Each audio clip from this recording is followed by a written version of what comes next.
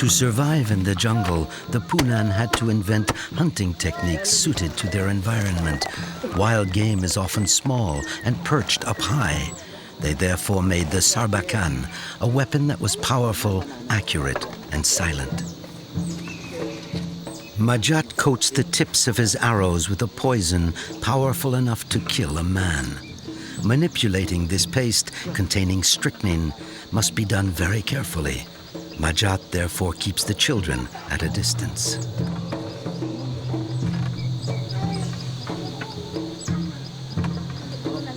Although he has already been initiated into the art of hunting, Saloun watches every move his father makes. The young hunter has learned that fire solidifies the poison, and the palm cones fixed at the base of the arrows guides them to their target.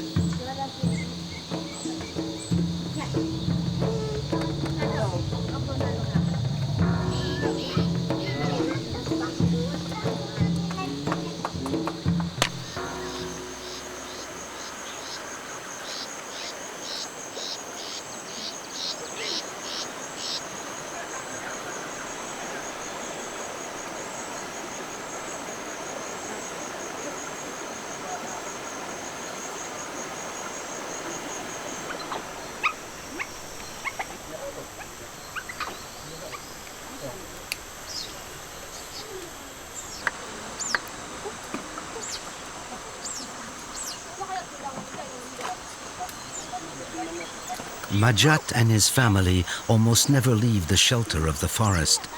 The Punan believe that the sun makes them ill, giving them headaches and making their eyes burn.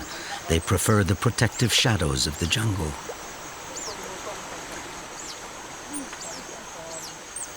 Wherever they go, they always take the animals they've adopted along. Dengan the otter was found abandoned in a burrow near a stream. Nawak took it in and has been caring for it, feeding it, and giving it the affection of a mother. Kayan, the little monkey, is a new arrival. Hunters killed its mother, and the family adopted the little orphan. It was the same with Satu, another monkey with a long tail. It's now become part of the family.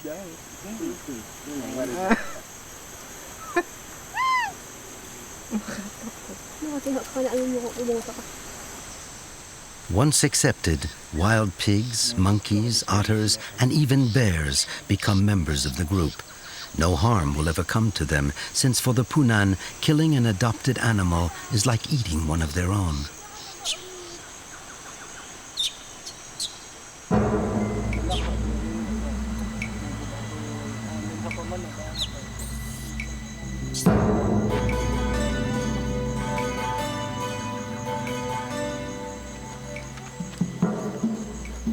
Every morning, the nomads leave in search of food.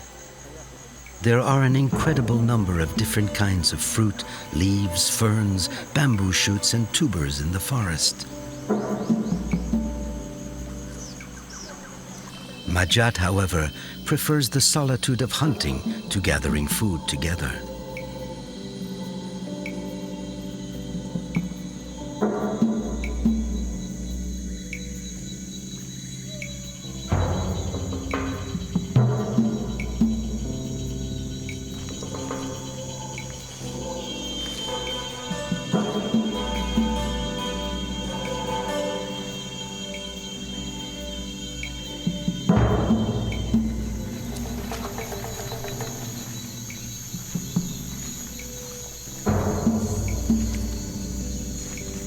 The Punan are tireless hikers.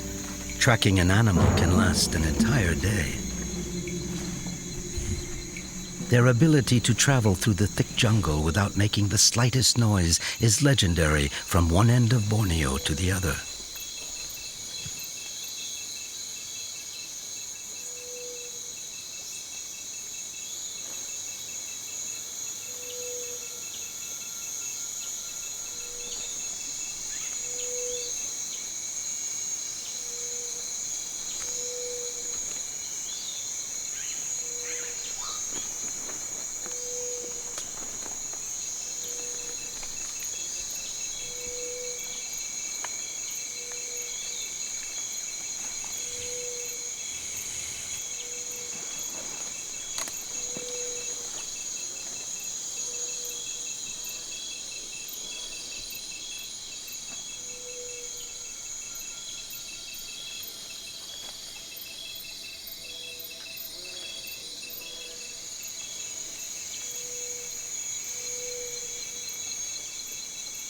This young deer never heard a thing, and when he sensed the presence of man, it was too late.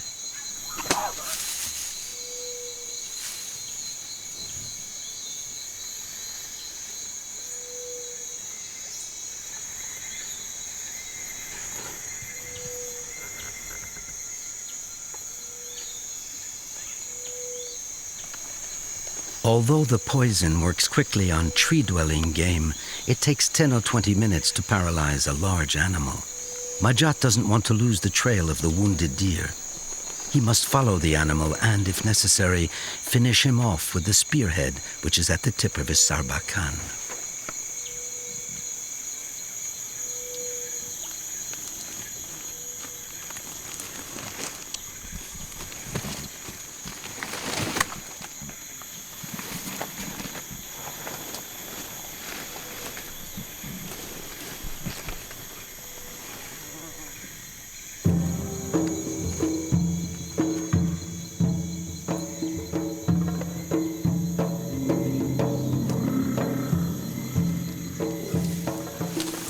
Contrary to other peoples who shape the land in order to cultivate it, the Punan never seek to dominate the area in which they live.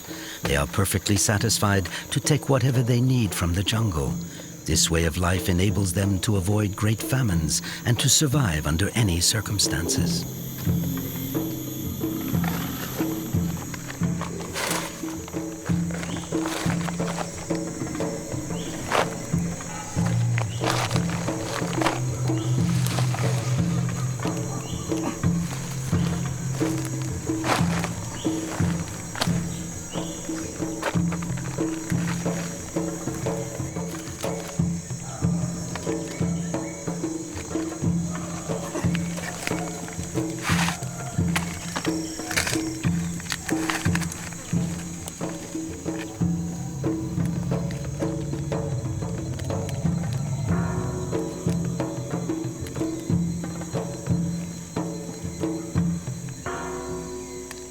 The hunter is so skilled that the animal is tied up in a matter of minutes.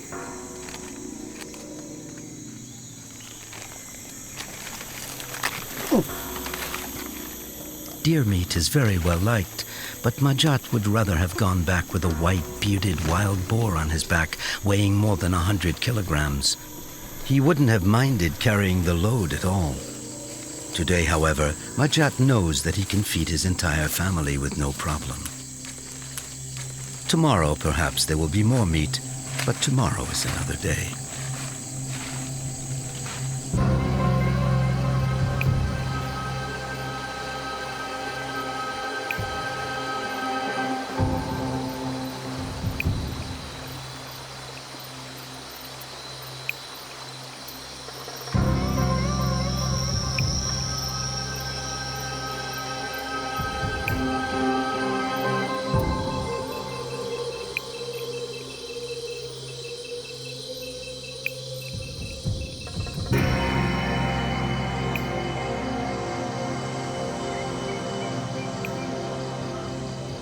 The skulls of captured animals are sometimes displayed in front of the hut.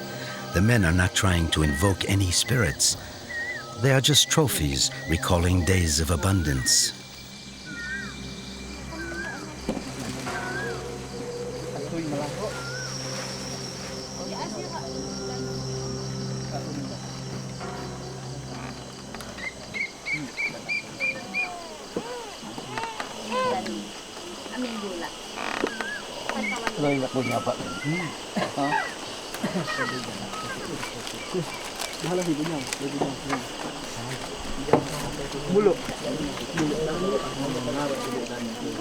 Even when they try to cure the meat, the heat and humidity forbids them to keep it for very long.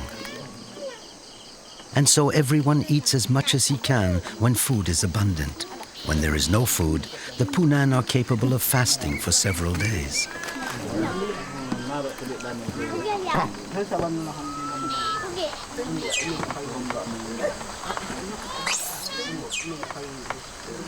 The majority of Borneo's nomads rely on a tree called the sago palm. From the trunk of this tree, they extract a food as rich in starch as a potato called sago. However, there are no sago palms here, and out of necessity, and sometimes for pleasure, the Punan look for foods they cannot find in the forest.